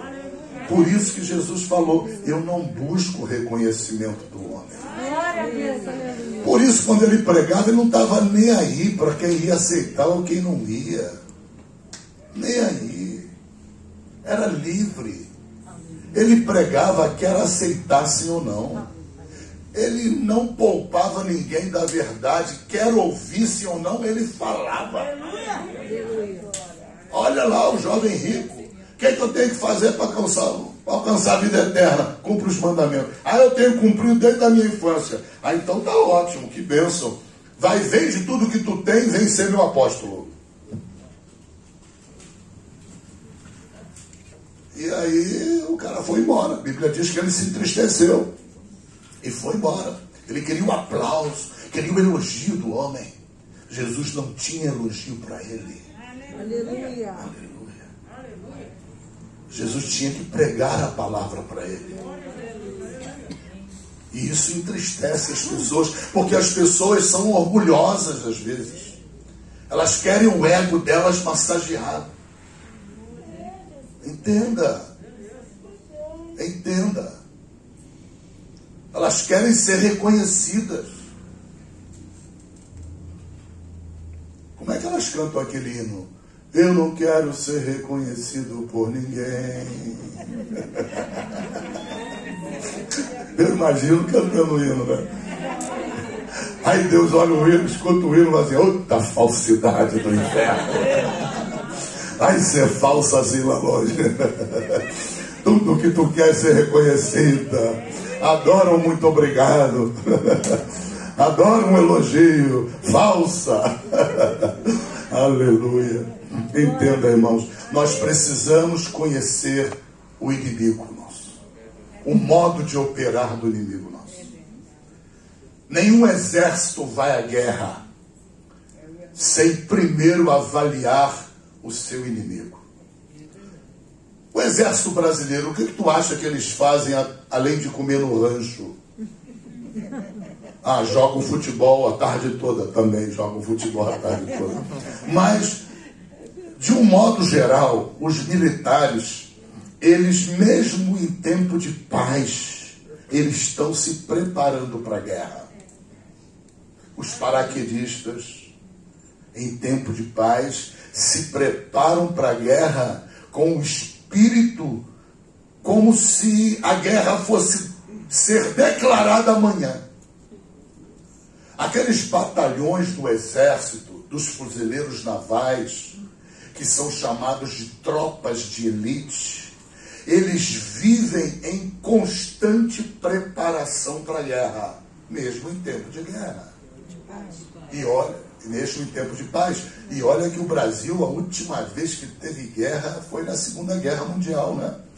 Mandou uma tropa lá para Monte Castelo, na Itália, né? De lá para cá, uma terra abençoada, nunca mais tivemos guerra, porque já temos também muita guerra fratricida, né? Muito brasileiro matando brasileiro, assassinando brasileiro, já tem demais. Então Deus está poupando guerras de outras maneiras, porque já tem aí guerra pra caramba no Brasil. Mas o exército brasileiro, mesmo em tempo de paz, ele se prepara para a guerra. E aí dele que não se prepare, porque os países inimigos que estão de olho na Amazônia, né? O idiota, quando lê o jornal, ele fala assim, querem proteger a floresta. Querem proteger floresta nenhuma. Olha para o país deles. No país deles, eles acabaram com as florestas todas. Destruíram tudo. A França destruiu tudo que tinha. Inglaterra destruiu tudo. A Alemanha destruiu tudo. A Áustria destruiu tudo. Estados Unidos acabou com tudo, devastou tudo, matou os índios quase todos. O que eles querem é o que está debaixo da terra. É o nióbio. É o grafeno. É diamantes, né? Mas para o povão, eles botam na imprensa, né? As ONGs estrangeiras botam na imprensa, tudo pago, os jornais querem grana e publicam para enganar o povo, mostrando para o povo que eles estão querendo proteger a floresta amazônica. Para. Querem nada, eles querem roubar tudo do Brasil, fazer o que eles fazem na África. Mantém os negros numa escravidão econômica. Politicamente, os negros não são mais escravos, concordam, na África? Em todos os países. Eu não vejo lá quase nenhuma escravidão política. Agora, todos eles estão em escravidão econômica. Por quê? Porque os brancos, os detentores do dinheiro, não dão a eles a vara de pescar. Eles dão peixe. A vara de pescar não dão. Eles dão algum lucrinho lá, um royalty lá a respeito dos diamantes, mas não como lapidar o diamante, não como extrair o diamante. Nada disso é dado. É uma maneira de colonizar, de escravatura, escravagismo. Manter os negros na África com soberania política, mas sem nenhuma vida econômica. Dependem na sua economia do estrangeiro. E querem fazer a mesma coisa no Brasil. A mesma coisa. São os grandes capitalistas que governam o mundo. Eles são chamados metacapitalistas. Querem dominar. Financiam guerras civis. Quanto mais desestabilizar para eles, melhor. Aumenta o lucro na bolsa. Financiam passeatas. Tu acha que essas passeatas que acontecem no Brasil, tudo com grana estrangeira?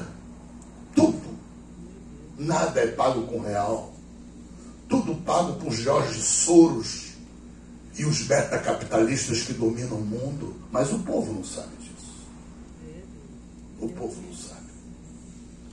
Entenda, em nome de Jesus, nós temos que identificar o inimigo e não crermos na mentira. Nem tudo que reluz é ouro. Está na Bíblia. Não podemos crer na mentira. O único antídoto contra a mentira é a verdade. É a verdade. Mas a verdade, para ser alcançada, para ser descoberta, você tem que investigar. Porque você vive no planeta Terra. Deus te enviou como ovelha no meio de lobos. Quem governa esse planeta Terra? Quem governa é o Deus desse século, é o diabo.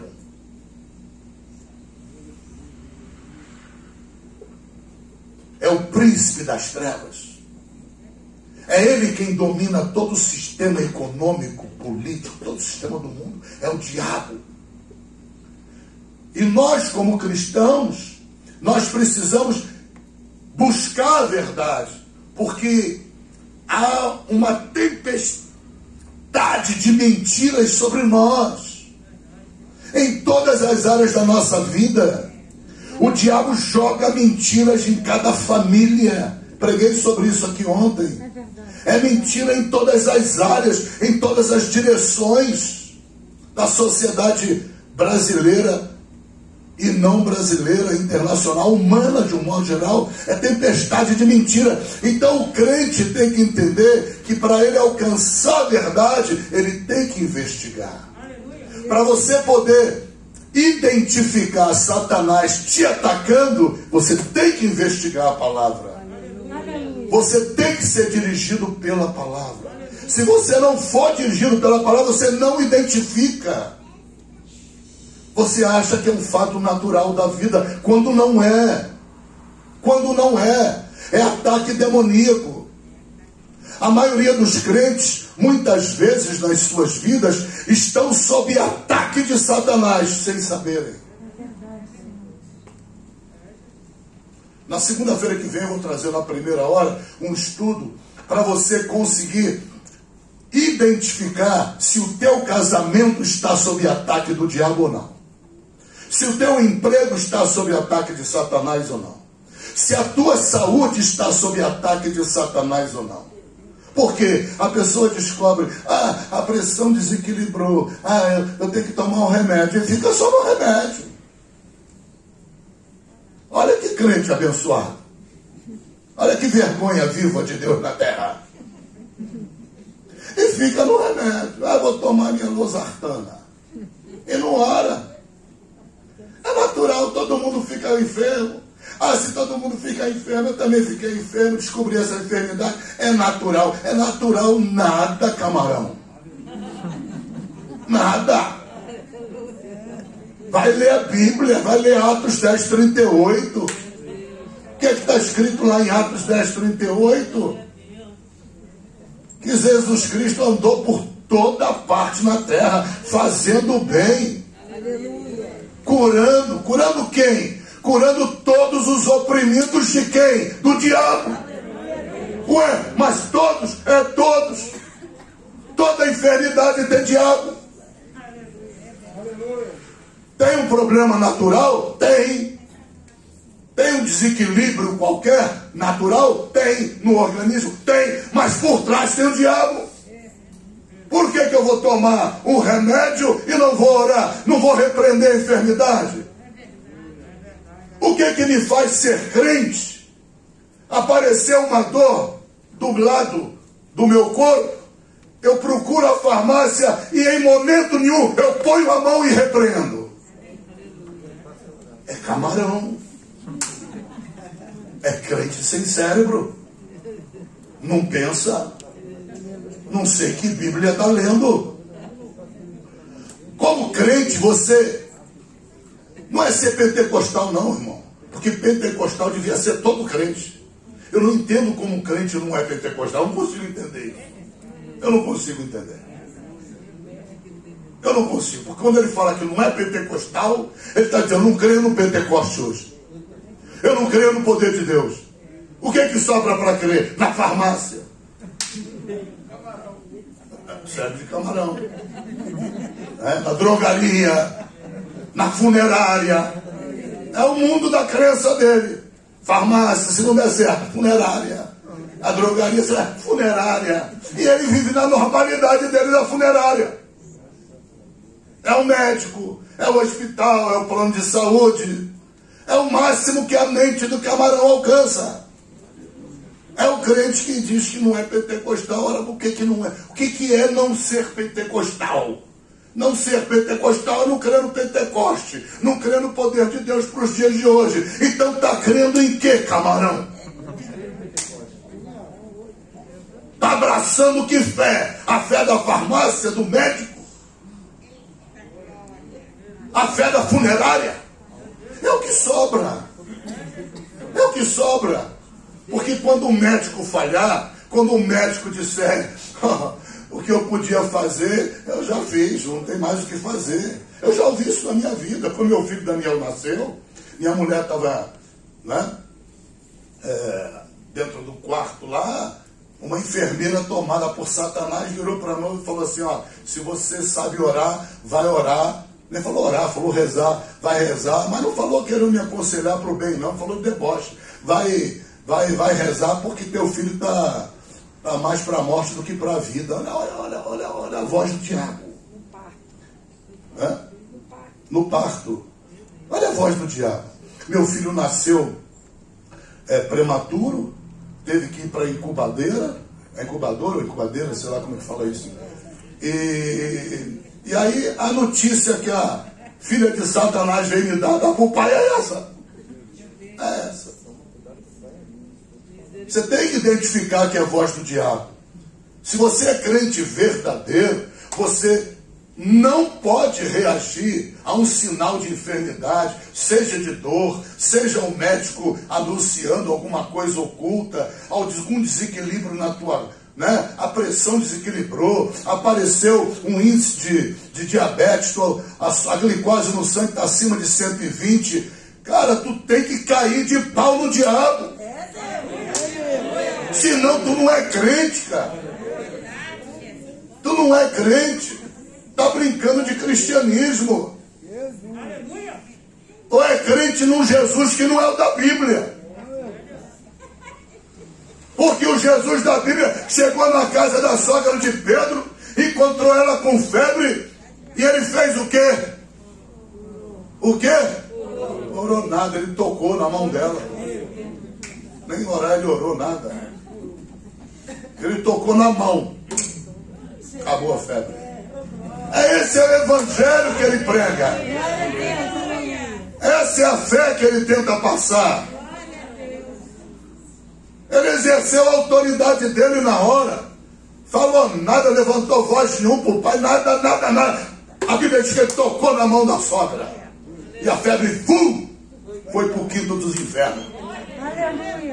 Você entenda. Esse é o verdadeiro evangelho. Eu não estou aconselhando você a desprestigiar a palavra. Meu Deus, longe de mim. Longe de mim. É espada do Espírito. Medita nela de dia e de noite. Agora, pelo amor de Deus, para ser crente de verdade, não pode, igreja verdadeira, não pode desprezar o poder de Deus. Você tem que identificar Satanás. Tem que crescer no conhecimento de quem é o diabo. Quem mais falou de diabo na Bíblia do que Jesus? Quem mais? Ninguém. Quem mais falou na Bíblia de inferno do que Jesus? Ninguém. Jesus não se limitou só em falar do céu. Ele pregou muito e mais do que todos os pregadores da Bíblia sobre o inferno. Pregou muito e mais do que todos sobre Satanás, sobre os demônios. E os apóstolos a mesma coisa. Ou seja, lembra que Deus falou que o nosso problema é conhecimento? Nos faltar conhecimento, nós precisamos conhecer as estratégias de Satanás. Na próxima segunda-feira eu vou trazer um estudo sobre as estratégias do diabo. A Bíblia fala de desígnios. Os desígnios de Satanás. A maneira com que Satanás acessa a minha mente, a tua mente. Qual é o alvo dele? Qual é o objetivo dele? Como eu tenho que agir para me proteger diante de um ataque? Como eu devo fazer para identificar um ataque satânico? Será que eu estou sendo atacado no meu casamento? Será que eu estou sendo atacado na vida do meu filho? Será que eu estou sendo atacado no meu emprego? Será que estão preparando uma demissão para mim às escondidas? Deus revela. E Deus te dá poder para cortar o laço. Tua demissão está com hora marcada, dia marcado. Deus te revela em sonho ou te revela em visão. Você se levanta contra aquele sonho, contra aquela revelação, não contra Deus, contra o fato que está sendo preparado. Você cancela aquilo, quebra no poder de Deus aquilo, e aquele que queria te demitir muda de ideia. E você não está sabendo de nada muitas vezes. Ou seja, nós temos uma batalha para batalhar. Agora, voltar ao primeiro ponto que eu comecei a pregar, a ensinar. No primeiro ponto eu disse para você, de nada vai adiantar eu continuar a ensinar aqui e no dia seguinte você voltar a cometer os mesmos erros. Não adianta nada. Eu vou estar aqui dando murro em ponta de faca, sangrando. Me mato, me arrebento de ler, me arrebento de estudar, me arrebento para preparar tudo, para colocar para você. Você concorda comigo, mas quando acaba o estudo, desaparece todo o conhecimento. Quando você vai ser testado amanhã com o microfone para orar, tu não vai botar nada em prática. Não estou puxando a orelha, em nome de Jesus não estou, Deus conhece meu coração.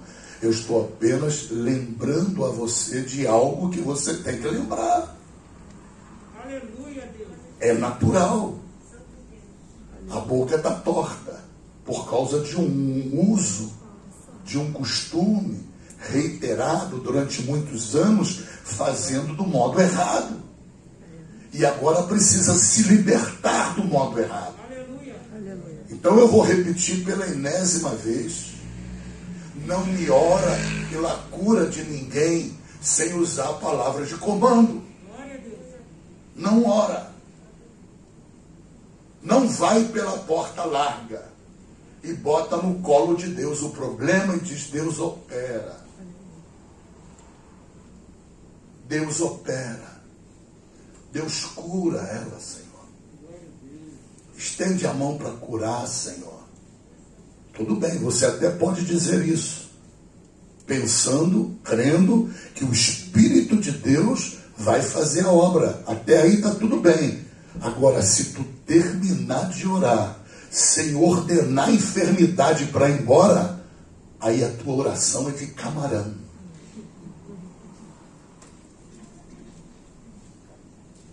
Aí é camarão.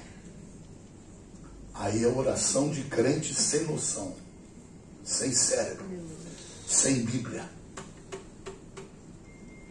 A Bíblia diz que a oração da fé curará o enfermo. Olha, a oração curará o enfermo. Mas, vírgula, olha a vírgula, vírgula, e Deus o levantará. Aleluia, Senhor. Você dá para entender a conjugação? Nem Deus opera sem você, nem você opera sem Ele. Glória a Deus. Entenda em nome de Jesus. Deus está dizendo que Ele se recusa a operar sem você. A voz de comando é a tua. É mediante a tua fé na voz de comando. E a Ele cabe levantar o enfermo. Se Ele levantar, amém. Se não levantar, é problema dele. O vaso não dá ordem ao oleiro. Quando nós ordenamos a cura, estamos ordenando a enfermidade a sair. Estamos ordenando ao sistema respiratório ser impactado pelo poder de Deus. Estamos ordenando os pulmões serem impactados pelo poder de Deus. Estamos ordenando ao espírito de enfermidade que saia daquela vida.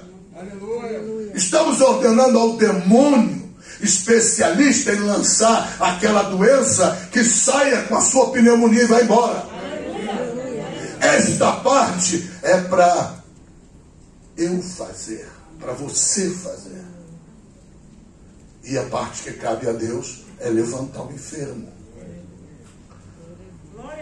Quando Deus diz a oração da fé curará o enfermo, o que é fé? É certeza. Uau! Qual é a oração que mais transmite certeza? É a oração da palavra de comando ou é a oração Paizinho, Pai amoroso? Usa de misericórdia, Pai. Faz essa obra. Levanta a enferma, Pai. Qual é a oração que tem mais fé? É a palavra de comando. A outra está cheia de esperança. Tem fé nenhuma. A outra acaba, vai embora, nem lembra mais do que falou e fica na esperança que Deus tenha ouvido. Não é a oração da esperança que cura o enfermo. É a oração da fé. E a fé é a substância daquilo que você espera. A fé é o título de propriedade do que você não vê. Aleluia, Deus. A fé é certeza, é confiança total em Deus. Isso é fé. Glória a Deus. Então não cabe na oração pelo enfermo: Paizinho, Pai Santo, em nome de Jesus. Isso soa como reverência, mas é religiosidade pura, porque é uma reverência em desobediência à palavra.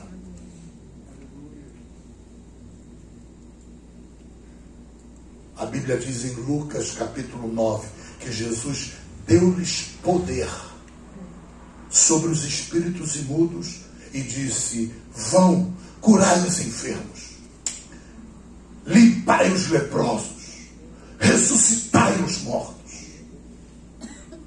João e Pedro chegaram ao templo, à porta formosa, e como é que foi a oração deles? Não tenho prata nem ouro, mas uma coisa eu tenho, em nome de Jesus, levanta e anda. Menina, a ti te digo, levanta. Aleluia. Talita, cume. Glória a Deus, aleluia. Essa é a oração. Aleluia, Jesus. Eu sei que é difícil orar assim, sabe por quê? Porque é mais fácil dar lugar ao vício, mas tem que encerrar. Eu vim aqui clamar, suplicar vocês para vocês se esforçarem, para vocês se policiarem a vocês próprios, na casa de vocês, de joelhos dobrados, no quarto de oração. Você se policia. Quando você ficar nhenhenhé com Deus, botando pro colo dele, para, liga. Epa, estou em desobediência. Muda a oração. Espírito de enfermidade, sai da minha filha em nome de Jesus. Em nome de Jesus. Eu te repreendo, demônio, em nome de Jesus. Demônio da enfermidade, cai por terra em nome de Jesus. Cai por terra toda macumbaria contra a minha família em nome de Jesus. Aleluia, Deus. Não é? Jesus repreende a macumbaria. Jesus repreende a bruxaria. Repreende a feitiçaria. Repreende essa enfermidade. Bota tudo para Jesus fazer. Mas Jesus disse em Lucas 10:19: eu vos dei poder. Eu vos dou poder sobre os serpentes e escorpiões, toda a força do inimigo, e nada vos causará dano algum. Ele disse isso depois de bradar: todo o poder me foi dado no céu e na terra. Depois dele receber esse poder, ele deu para a igreja. A igreja é detentora do poder de Deus. Há poder no nome de Jesus. Todo o poder do Espírito de Deus está no nome de Jesus Cristo. Entenda, esse poder, ele é um poder latente. Ele é um poder autossubsistente. Ele vive, independente se eu creio ou não. Ele vive, ele é real, independente se eu creio ou não. Ele continua vivo, continua real. Agora, aqueles que crerem no poder do nome de Jesus Cristo, Aleluia, Senhor, verão com os seus próprios olhos os milagres de Deus. O que a Bíblia diz em Colossenses 3,17? Tudo aquilo que você falar, tudo aquilo que você fizer, faça em nome de Jesus Cristo. Deus está dizendo: não faça, não fale, não diga nada que você não use o nome de meu filho. Se você quer ver um milagre, se você quer ver a bênção, se você quer ver a vitória na vida de alguém, transmite a vitória mediante a tua fé e o poder que há no nome de Jesus. Esse nome está na tua mão. Você é igreja. Tem que colocar isso em prática. Para com orações que não são bíblicas. Você pode orar pedindo a Deus um monte de coisas. Um monte de coisas. Menos cura. Menos libertação. Na tua vida ou na de qualquer pessoa. aleluia, Deus. Você vai usar a palavra de comando. Aleluia. Palavra de comando. Dando ordem aos demônios. Dando ordem à enfermidade. Ou dando ordem ao que for. Jesus deu ordem ao vento. E ele disse que nós faríamos obras iguais a ele e maiores ainda. Ele deu ordem à água do mar. A água obedeceu, o vento obedeceu. Olha o poder no nome de Jesus Cristo. Ele disse que tu faria obras maiores. Então tem que botar em prática. Tem que lembrar disso. Em nome de Jesus. Aleluia. Amém? Amém, Senhor. Glória a Deus. Fica de pé em nome de Jesus. Aleluia.